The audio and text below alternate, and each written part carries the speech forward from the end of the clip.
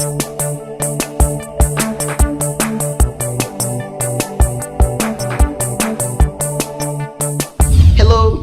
I am Ibrahim from TechBiz Inside, Call for Help. I would like to welcome you all to the wonderful world of computing. Today, I'll hope to provide you with everything you need to know to turn on a new computer.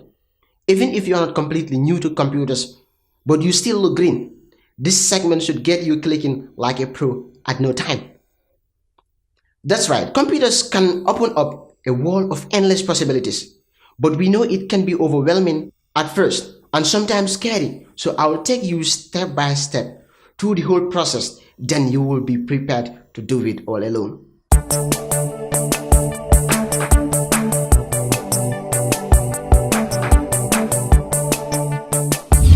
Let's take a look at some of the things I'll be covering in this segment. First, I will show you what a computer is and what makes it work. Then, I will show you how to start your computer and use the mouse. And finally, how to properly shut down your computer without using the power button. All this and much more as we guide you to the world of computer basics.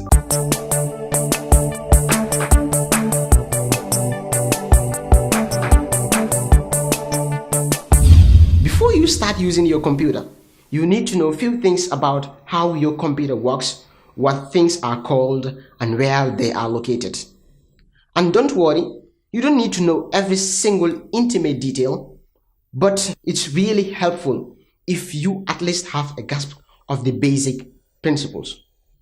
That way, if you ever have to call for somebody for help, you will actually know what you are talking about.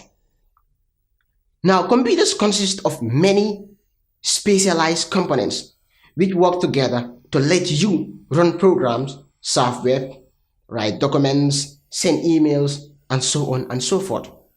However, these components are defined by their function, which makes it easy. Basically, any component outside your computer case is usually called a peripheral. Now, if you are planning on adding accessories to your computer, this is the term you are going to hear very often. Peripherals include things like your printer, your scanner, your speakers, and etc. Peripherals are often broken into two types, that is the input and the output. Now, input peripherals let you input or enter information into your computer. Pretty simple. For example, when you move your mouse and click the button with your finger, you control what the computer is doing. The same goes to the keyboard and the likes. Now, output peripherals handles the information that comes out from the computer. So, we are talking about items like your monitor, your speaker, your printers, and etc. Now, for components located inside your computer are usually named specially for what they are. So when information is put in your computer, it needs components to process the information. This is where your processor comes into play. The processor is like the brain of the computer. It does the thinking. It is often referred to as the CPU or the central processing unit. That is the brain. It determines what you want and it commands your computer accordingly. And the CPU is measured in speed, megahertz or gigahertz.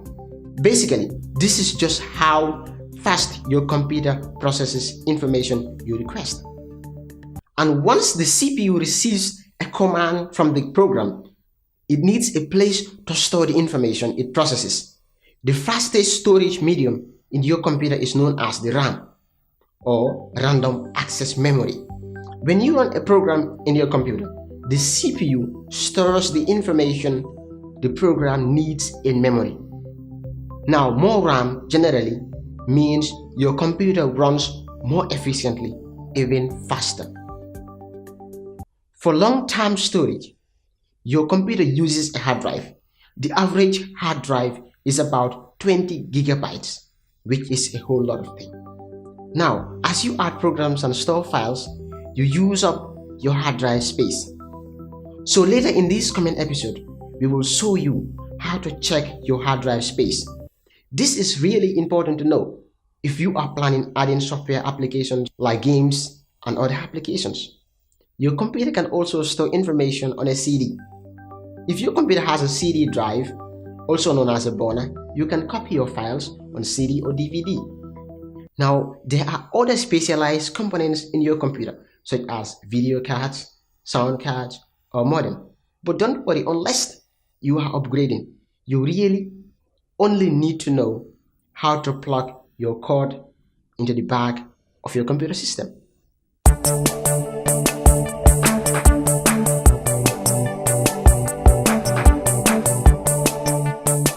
Now let's talk about plugging things in.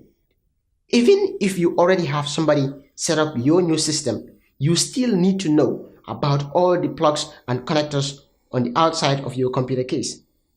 Because if you plan on adding anything like speakers, scanners, printers, or if you want to move your computer from location to another, or if you trip on your cord, you need to know what goes where. Every cord has a place, so if you try to plug things on a wrong spot, you can hurt things. Now, we are going to go over the main item you need to worry about. Some of your cables are color-coded, plus they have little picture to help identify what item to be plugged there.